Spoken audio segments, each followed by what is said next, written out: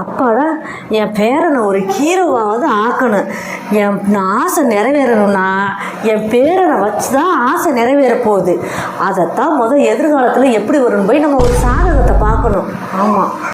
என்னத்தை என் மயனை மடியில் வச்சுக்கிட்டு என்னமோ முணுமுணுத்துக்கிட்டு இருக்கீங்க?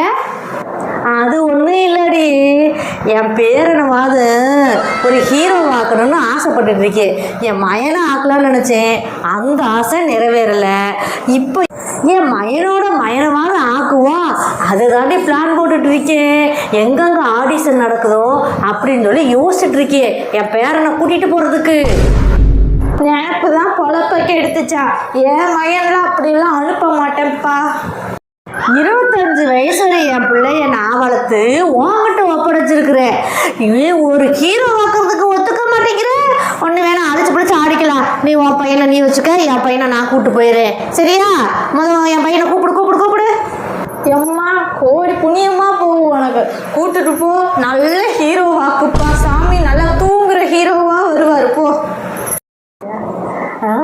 அப்படி ஒரு ஹீரோ வருதா, தூங்குற ஹீரோன்னு? சரி, அதெல்லாம் ஆக்கிடுறேன். ரொம்ப நன்றிமா, நாங்கள் கிளம்புறோம்.